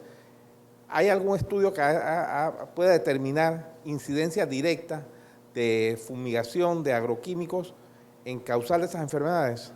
Es difícil porque habría que estudiar esas poblaciones, habría que hacerle mediciones en sangre, mediciones en el cabello, mediciones en otras partes. Sin embargo, lo que sí puedo responder es el porcentaje o los pacientes que llegan a cuarto de urgencia por exposición a ese tipo de herbicidas, pesticidas, organofosforados, etcétera. Y es muy variable, es muy variable. De hecho, pues en el Seguro Social para el año pasado, pues más o menos como 25 casos, y muchos de esos casos terminaban siendo fulminantes. Cuando la exposición, sobre todo de herbicidas, pesticidas y organofosforados en general, o herbicidas en general, se clasifica de leve, moderado, severo. Usualmente el paciente acude, el paciente acude a cuarta de urgencia con cuadros de exposición moderado a severo. En cuadros de moderado a severo la mortalidad es significativa. Entonces, sobre todo cuando son exposiciones directas, por ejemplo, la gente que lo ingiere, los accidentes en los niños, los intentos de suicidio, o sea, son casos graves. Entonces, cuando son exposiciones a esas bajas, como lo estás describiendo, una baja cantidad, porque pues, se fumigó en avión, pues es muy difícil porque ese paciente nunca va a acudir. Tenemos que hacer un estudio de la población y probablemente no solamente de la población donde se hizo la fumigación, sino la población anexa para ver el porcentaje. Y de hecho, en esos pacientes en los que llegan a cuarta urgencia con casos graves, tanto de daño pulmonar, de daño esofágico, de daño renal, que casualmente teníamos uno en diciembre del año pasado nosotros en la región de Veraguas, casos graves, son pacientes con casos muy aparatosos que sí se reportan. Entonces, pero son por esa cantidad, por ese volumen de exposición, ya sea cutáneo o por ingesta. Entonces, la pregunta es difícil, pero sí, se tienen algunos datos ahí sesgados, ¿no? Ojo, bueno, voy a voltear la pregunta. Cuando nosotros definimos enfermedad renal crónica, cuando es enfermedad renal crónica no tradicional, nosotros tenemos que definir dos cosas. Ese paciente tiene un factor de riesgo o tiene muchos factores de riesgo. No es el mismo, por ejemplo, un paciente que tiene lupus. Desarrolla el lupus, desarrolla nefritis lúpica, rápidamente identifico cuál es la causa. Pero en el paciente que tiene una enfermedad renal de este tipo, en una población de riesgo, pues está expuesto seguramente a agroquímicos, está expuesto a una mala alimentación, se hidrata poco, come mal. Entonces, no es lo mismo factor de riesgo relacionado con causa, son dos cosas diferentes, ¿verdad? Entonces, cuando mencionaba la parte genética, si a ese mismo paciente, si ponemos en estado de situación dos pacientes iguales, y uno desarrolla enfermedad renal crónica y el otro no desarrolla enfermedad renal crónica y se expusieron a lo mismo, comieron lo mismo, vivían en la misma casa, que son cosas que pasan, pues probablemente se mete el otro factor genético. Ese es el factor genético que dice, este paciente tiene esa predisposición a desarrollarlo. Y de hecho, pues pasa a veces en la familia. Mi hermano es hipertenso, por ejemplo. Mi hermano es hipertenso, yo no sufro, jamás sufro la presión. Cosas como esa, pues tiene algo para ese factor genético. Pero en medicina, pues nada es inocuo. En esencia te puede llover sobre mojado. Puedes tener factor genético y tienes esos factores relacionados. Una cosa es obesidad central o sobrepeso. Obeso, me refiero a obeso. Eso es uno. La hipertensión, pues de hecho, hace poco se ha debatido un poquito el tema de la hipertensión y la enfermedad renal crónica. La hipertensión severa, ese paciente que llega con 200, 190 de presión, 225, ese paciente va a desarrollar hipertensión, va a desarrollar enfermedad renal crónica, sin duda. Pues, los riñones están sufriendo, es como si fuera un sistema de tubería, le están metiendo mucha presión, así como para facilitar las cosas. Pero esa presión 130, 140, 135, que eso vaya a desarrollar enfermedad renal crónica en el tiempo, más es consecuencia que causa. El riñón se dañó y empieza a sufrir del paciente de hipertensión arterial. Entonces, por eso que te decía, en el escenario de esos pacientes con enfermedad renal crónica no tradicional, hay algunos clústeres muy característicos. El paciente muchas veces no llega tan hipertenso o una discreta hipertensión, muchas veces pues bastante asintomático, a excepción del tema de la astenia, hasta que está en estadios avanzados de la enfermedad renal. Muy avanzado, a diferencia del diabético hipertenso que uno lo puede ir captando un poco más. Yo lo viví en carne propia, no en carne propia porque yo nunca he sido obeso, un poquito sobre, pero no he sido obeso, pero lo viví en carne propia porque mi papá era obeso y todos los laboratorios le salían bien, digo, desde mi escuela, mi universidad y todo lo demás. Y ustedes han visto cómo ha cambiado la parte cultural. De hecho, hubo un momento donde se tendía a la aceptación de la obesidad como si fuera una moda o que teníamos que aceptar la obesidad como si no fuera una enfermedad. Pero ya eso cambió, y eso cambió porque nosotros como médicos lo sabíamos, pero también nos cuesta a veces decirlo en la charla. El obeso sano o el obeso sano como tal no existe. Existe el paciente en sobrepeso metabólicamente sano, pero ese paciente metabólicamente sano, que se describe a sí mismo en la parte de nutrición, versus un paciente que no está en sobrepeso y que es metabólicamente sano, tiene más factor de riesgo, aunque todos los laboratorios le salgan bien. El mejor ejemplo, me encantan las metáforas, yo le digo a los pacientes, imagínate que tú eres un picanto, y si tú al picanto le pones 8 pasajeros, te aseguro que lo mueve, no hay ningún tema, lo mueve, y lo va a mover por mucho tiempo, hasta que ya no lo va a mover. Y es lo mismo con la parte de filtración glomerular, o sea, los riñones van a funcionar, hasta que se agotan. Se acaba esa reserva funcional renal y entonces la creatinina empieza a subir y la función renal cae. Entonces es similar. Ahora, me va a decir, puede decirme, pero ejemplo que me dicen en la consulta, pero mi papá falleció a los 90 años y él era gordo. Sí, puede pasar, pero él tuvo la suerte, pero también puede desarrollar diabetes, hipertensión, puede quedar en diálisis, y un obeso en diálisis es un problema. Correcto. Primero quiero agradecer a Orthopedic Plus por el compromiso que tienen con la comunidad, con lo que es la provincia de Coclé, ¿verdad? Por hacer docencias de esto que realmente nosotros necesitamos. y felicitar al doctor por la exposición, de verdad, para mí, muy interesante. Pero sí tengo muchísimas preguntas, doctor. Dele. Pero no, voy a tratar de hacerle, ya me dijeron que una. Ay. Bueno, voy a hacer dos. La primera pregunta, doctor, que usted nos habló allí de los tratamientos sustitutivos, nos habló de hemodiálisis y diálisis peritoneal.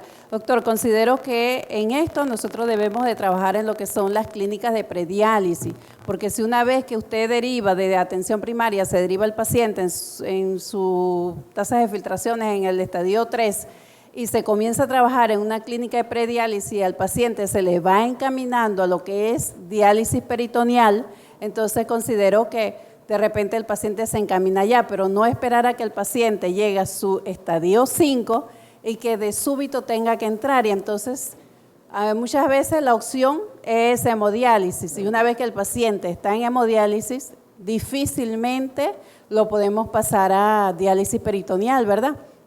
Entonces pienso que allí no sé si se está trabajando ahorita en eso, porque yo estoy en atención primaria, que sería muy importante.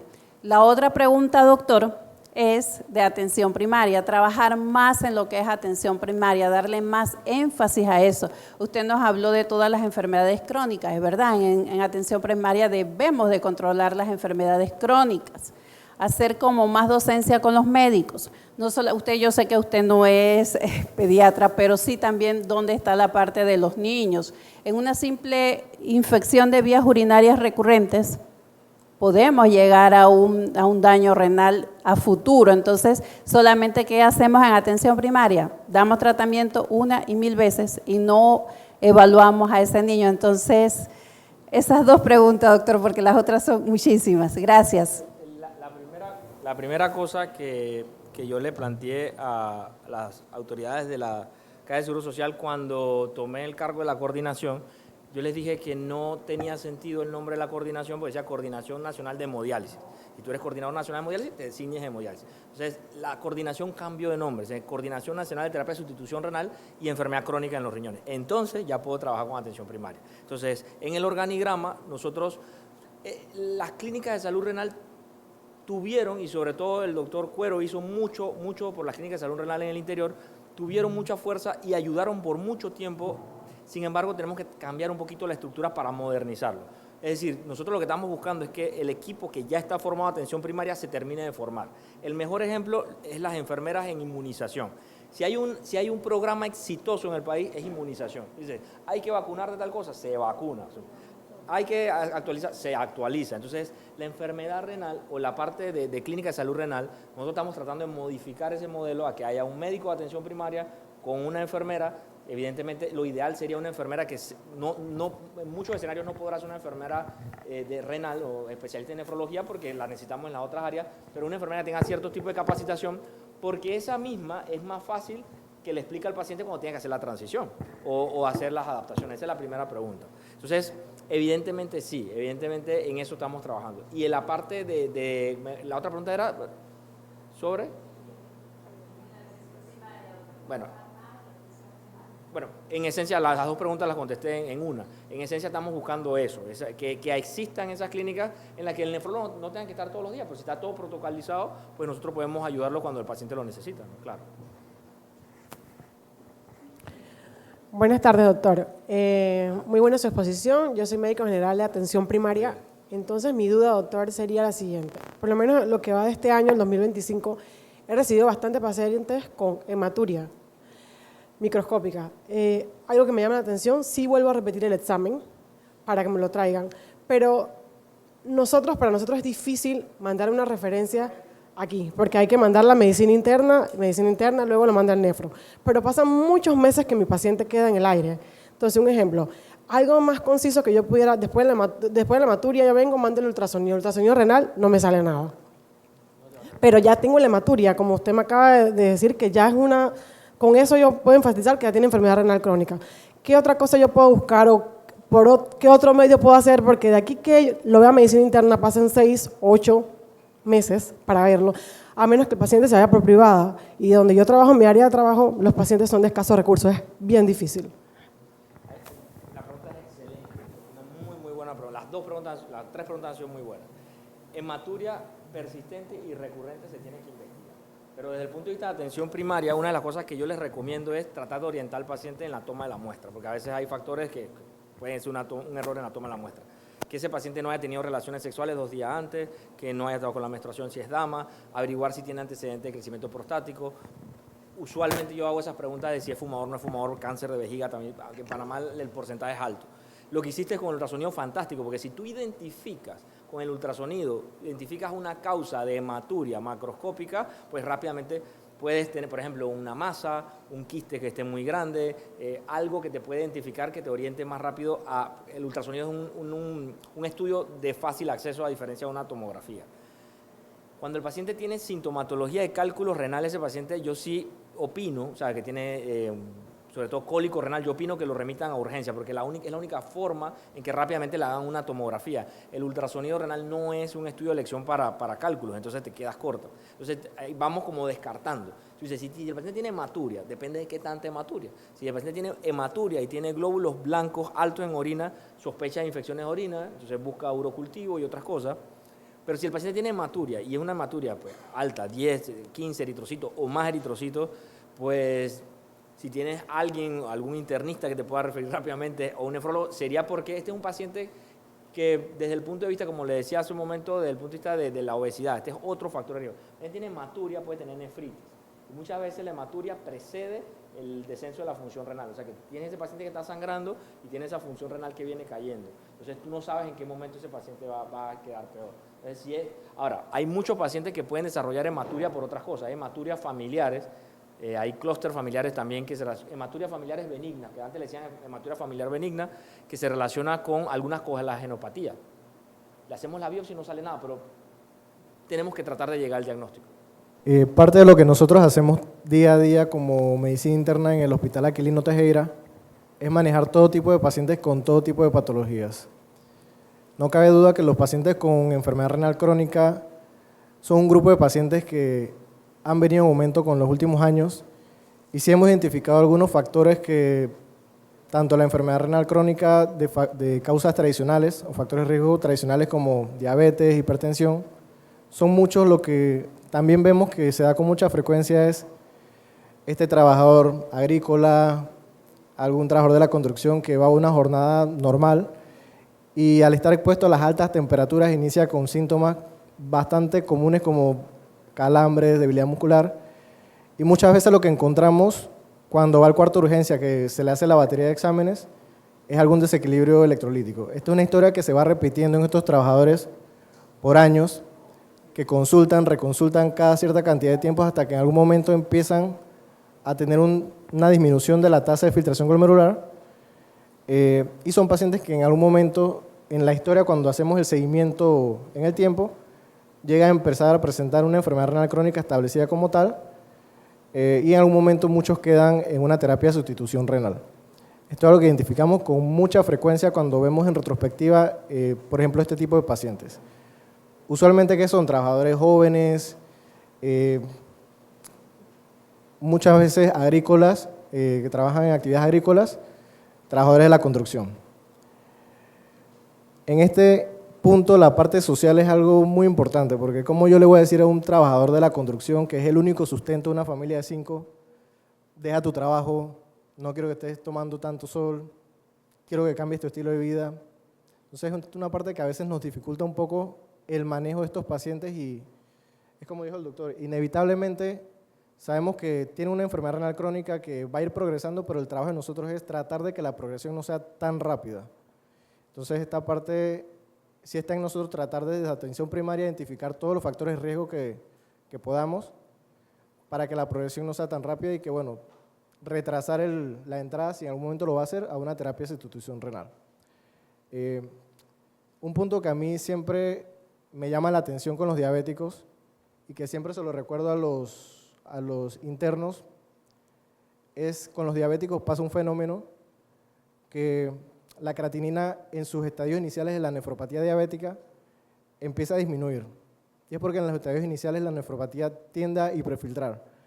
En este punto es donde más tenemos que hacer una intervención para evitar que esto siga progresando. Entonces, siempre que uno tenga un paciente diabético, solicitar los marcadores, la microalbuminuria, evaluar su tasa de función glomerular, identificar en este momento que algo está cambiando a nivel renal para hacer los ajustes necesarios, que afortunadamente ya tanto a nivel de caja como MINSA tenemos medicamentos, herramientas nuevas que antes no teníamos para tratar de retrasar un poco esta progresión. Yo siempre, igual que el doctor, hago analogías con los pacientes y yo siempre les digo que es como quien tiene un carro. Cuando uno tiene un carro, uno lo lleva a mantenimiento preventivo, dependiendo de si es un carro nuevo, un carro de ya más añitos, cada cierto tiempo.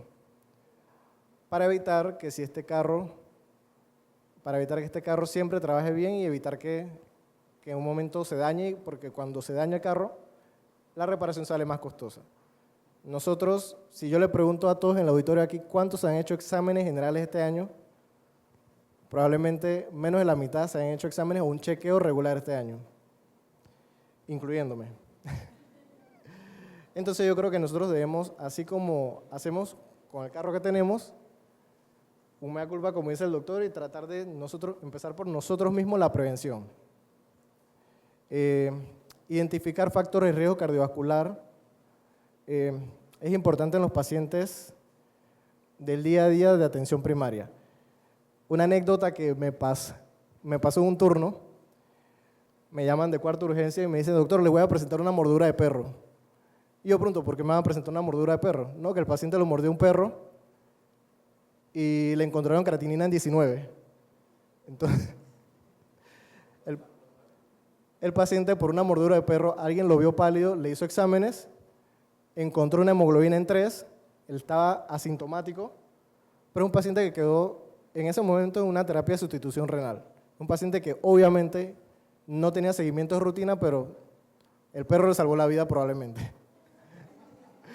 Entonces esto es tratar de cada persona que podamos incentivarlo, que se haga sus chequeos de rutina, no tiene que estar enfermo para que vaya un médico a chequearse, hacerlo porque de esta forma vamos quizás a identificar personas que ya tienen algo y en este momento intervenir y cambiar el futuro de esta persona. Entonces, nosotros, aparte como medicina interna, lo que hacemos y básicamente nuestro trabajo en el hospital es recibir a los pacientes que nos refieren desde atención primaria, que pueden tener algo que les llamó la atención, aumento de la creatinina, pacientes con aumento de la congenicidad renal, algún dato incipiente de enfermedad renal crónica para el manejo. Nosotros generalmente lo que hacemos es solicitarle la batería de exámenes para buscar una causa y si identificamos una causa, manejarla. Obviamente, en algunos casos no vamos a encontrar la causa, habría que descartar si hay alguna glomerulopatía, otro tipo de enfermedad y en esos casos nosotros nos apoyamos con los nefrólogos, pero el procedimiento que generalmente hacemos es el abordaje, lo recibimos del médico de atención primaria, tratamos de investigar todo lo posible hasta donde estén nuestras posibilidades y en el caso que ya veamos que el paciente tiene una enfermedad que ha ido progresando o que necesitemos investigar alguna otra causa que amerite una biopsia renal, por ejemplo, lo referimos. El doctor está de acuerdo conmigo que no es lo mismo que un paciente entre en hemodiálisis programado a que llegue a cuarta urgencia urémico. El pronóstico del paciente cambia totalmente y creo que esto es una de las cosas que más debemos intervenir. Muy buenas tardes, la doctora Obdulia de Montilla, jefa de Salud Pública. Antes que nada, antes que contestarle, muy agradecida con el doctor. Excelente presentación, definitivamente. Mi respeto. Él ha hecho un resumen prácticamente de la situación y cuando nosotros lo comparamos con nuestra provincia prácticamente es lo mismo, el escenario es el mismo. De hecho, la enfermedad renal crónica es un problema apremiante de salud pública por su incidencia, su prevalencia, su mortalidad y Coclé es uno de los escenarios o una de las regiones en las que más afectados estamos en el país. Este incremento, como bien lo mencionó él, está relacionado a la diabetes mellitus, pero no podemos dejar a un lado la hipertensión arterial, la obesidad, que muy bien lo explicó, es una enfermedad y que muchas veces no la vemos como tal y que es el génesis o el origen, es el detonante de muchas otras enfermedades, incluyendo el cáncer. Y en este sentido también se nos suma la nefropatía mesoamericana o enfermedad renal crónica no tradicional, que es un reto para nosotros como sistema de salud, porque no solamente tenemos que hacer la diferenciación entre la enfermedad renal crónica tradicional y ahora la no tradicional. Para COCLE nosotros hemos hecho análisis de esta situación. Actualmente para el año 2024 nosotros tuvimos registros en el Ministerio de Salud de 1.469 casos con enfermedad renal crónica, y de este total de pacientes los distritos más afectados son los distritos de Antón y el distrito de Penonomé, siendo el distrito de Antón el que se ve mucho más afectado. Y cuando hicimos los análisis de la prevalencia de la enfermedad en estos distritos, vemos que las áreas más afectadas son el corregimiento de Santa Rita, seguido de Caballero y Juan Díaz. En este sentido, desde el año 2018, el Ministerio de Salud implementó la norma del Sistema de Información de Vigilancia Epidemiológica de la Enfermedad Renal Crónica a nivel nacional, y esta norma tiene que ser aplicada tanto por el Ministerio de Salud, la Caja de Seguro Social y los hospitales privados. Toda esta información que generan las instalaciones debe ser registrada en una base de datos para nosotros poder realizar mejores análisis de la situación. Y como bien también lo mencionó el doctor, muchas veces falta ese buen registro de la información para que nosotros podamos tener oportunamente los datos y poder dar respuesta, ¿verdad? Entonces, actualmente nosotros como Ministerio de Salud en COCLE, nosotros estamos haciendo énfasis más que todo en realizar intervenciones en el primer nivel de atención de prevención. O sea, tenemos 3 niveles de prevención, el primario, secundario y el terciario. Es en el nivel primario, como bien lo mencionaron. ¿Cuántos de ustedes se han realizado un control de salud en el año? ¿Cuántos se han realizado sus laboratorios? Le aseguro que más del 50% no los hemos realizado, o no se lo han realizado porque yo sí responsablemente me lo he realizado, ¿verdad? Entonces, tenemos que tener ese control de salud y no irnos más allá. Nuestros médicos, hace poco tuvimos una capacitación en la que nosotros capacitamos a nuestro personal de salud, le hicimos más que todo un afianzamiento porque ya hemos sido capacitados para hacer el diagnóstico de la enfermedad renal. O sea que todos nuestros médicos en COCLE, cuando ven un paciente de forma integral, tienen que buscar estos pacientes. No podemos quedarnos o pasar desapercibido. Por eso la doctora muy bien decía, ella se preocupa por ver ese paciente con un urinálisis con hematuria, o sea, porque ya nuestros médicos están buscando esta enfermedad para poder darle respuesta y frenar el avance en estos pacientes. Entonces, la enfermedad renal crónica se debe de prevenir o debe hacerse énfasis en la prevención desde que la mamá está embarazada, en todo el curso de vida de la persona, para poder entonces hacer un diagnóstico temprano y poder entonces realizar todas las intervenciones y frenar el avance de la enfermedad. Y asimismo, a nivel nacional tenemos estrategias que van de la mano. En el Ministerio de Salud, a través del Ministro de Salud, se ha implementado la estrategia PADO, que va más que todo enfocada a retrasar o a frenar el avance de la obesidad en el país, e igualmente la estrategia RISA, que va enfocada a realizar intervenciones en lo que es la alimentación saludable, la actividad física, que van de la mano para la prevención de la enfermedad, especialmente en ese primer nivel de prevención. Entonces, igualmente, nuestro personal de salud está enfocado actualmente, con el poco recurso que tenemos, porque necesitamos más recursos, poder trabajar integralmente con nuestras organizaciones comunitarias, como son las juntas administradoras de acueductos rurales, para poder mejorar la calidad de los acueductos de agua. Hace poco tuvimos un caso en una comunidad en COCLE, en la que, qué tristeza ver un reporte, unos pacientes afectados por el agua, probablemente una mano criminal probablemente utilizaron un tipo de pesticida. Cuando fuimos a hacer la investigación, resulta que todo el acueducto sí estaba contaminado, pero no era algo reciente, era algo crónico. Ese tanque de agua, ese tanque de almacenamiento tenía cualquier cantidad de residuos de químicos utilizados en la agricultura. Y cuando nos vamos a investigar, resulta que tradicionalmente las personas de los campos no les gusta clorar el agua para empezar, y para mejorar ese flujo de agua a las casas, empiezan a perforar las tuberías. Y resulta que cuando le decimos, ¿por qué ustedes recientemente han fumigado o fumigan en las áreas cercanas a las tuberías? Sí, o sea, era algo normal para ellos, lo dijeron tan natural que nosotros tuvimos que clausurar ese sistema de agua, y actualmente estamos trabajando con ellos para retomar nuevamente un sistema que sea de calidad para esta población. Y si lo extrapolamos, igual está en otros acueductos, o sea que nosotros tenemos un reto bien grande con nuestra población. Igualmente, trabajar de la mano en cada una de nuestras instalaciones con nuestro personal y con la población en la educación permanente en estilos de vida saludables para nuestra población, y de trabajar al 100% de la mano con el Ministerio de Educación para reforzar estas estrategias que se están trabajando a nivel nacional con los programas de salud escolar, kioscos saludables y escuelas saludables.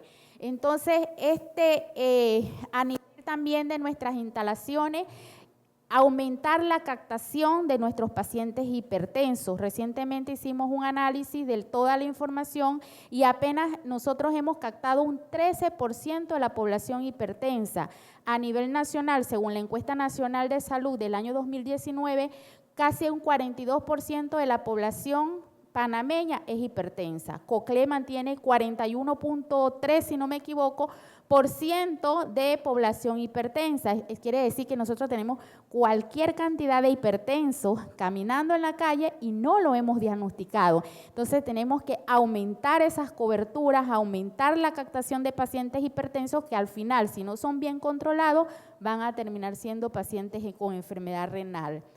Y bueno, la oferta de las salas de hemodiálisis ha mejorado, sin embargo, eso no nos debe alegrar, porque lo que vamos es a incrementar los gastos en salud y los gastos en la misma población, y al mismo tiempo, ¿verdad?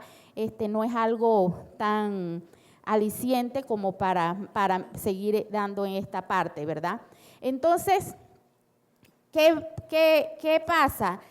Todo lo que hemos expuesto aquí, es bien importante que nuestras autoridades que están aquí presentes, que la comunidad en general y que nosotros como sector salud podamos realizar esos esfuerzos para que nuestra población sea consciente de primero, tenemos un problema, y segundo, que seamos conscientes de que no solamente el Ministerio de Salud va a frenar esta situación, sino que es un trabajo integral, en conjunto, en la cual todos tenemos que participar y tenemos que garantizar que esta enfermedad se frene, ese avance, esa progresión de esta enfermedad en nuestro país y en especial en nuestra región de salud COCLE. Así que, bueno, creo que… Fuerte el aplauso. Gracias. A la doctora Obdulia. Muchas gracias por su respuesta.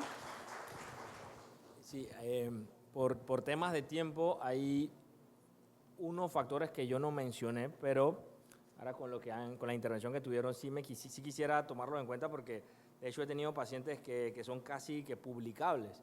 Este mismo paciente que está en el área agrícola o nexos en áreas de factores de riesgo, es un paciente que también se predispone a otros factores que son muy importantes. Por ejemplo, la exposición a ciertos roedores, antivirus, pacientes que de la región, ustedes han visto algunos reportes, y sobre todo mordeduras de ofidio. Yo tengo al menos 5 o 6 pacientes que tienen enfermedad renal crónica, ninguna en diálisis porque están en seguimiento, pero con enfermedad renal crónica avanzada algunos, y algunos han sido mordidos por serpientes hasta en 3 ocasiones. Tengo un caso de un paciente que lo ha mordido 3 ocasiones en 3 años diferentes de serpientes, hasta que en la última pues desarrolló una tubulopatía que se conoce como Bartter, pero un Bartter adquirido, o sea, una tubulopatía severa por este tipo de cosas. Seguramente aquí, ¿cuántos los ha mordido una serpiente venenosa? Nadie. Entonces, entonces es un factor de riesgo que va muy con ese grupo poblacional y eso tienen que tenerlo en cuenta. Ahora, así como un factor de riesgo puede ser una causa. Yo tuve una paciente que tenía quistes en los riñones y la mordió la serpiente, desarrolló una microangiopatía, que es una inflamación severa en los riñones y quedó en diálisis. Entonces, un factor de riesgo en una presentación ideal para este tipo de enfermedades puede desencadenar que el paciente desarrolle una enfermedad avanzada. O sea, para que lo tomen en cuenta, ¿no? Gracias, doctor Vargas. Nuevamente. Algo que se me pasó mencionarles y de repente para que también estén orientados, en COCLE se está llevando a cabo un estudio, enfermedad renal crónica no tradicional, con una corte internacional,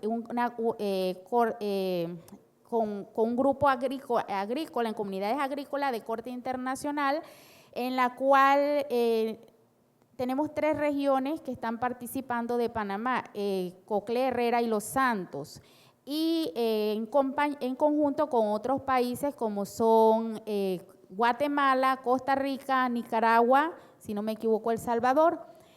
Actualmente se está captando el grupo de pacientes que van a ser, se va a trabajar con estos para poder llegar a conclusiones. Y igualmente se va a trabajar o se está trabajando de la mano en realizar estudios en lo que es el suelo, el agua y el cabello. También se está haciendo de la mano estudios genéticos. Entonces, actualmente nosotros no podemos dar resultados porque apenas estamos en esa captación de pacientes, pero probablemente en unos 2 años ya nosotros podamos empezar a decirle, bueno, si de verdad es el agua lo que nos está afectando, podamos dar algo ya en concreto, responsablemente a través de un estudio.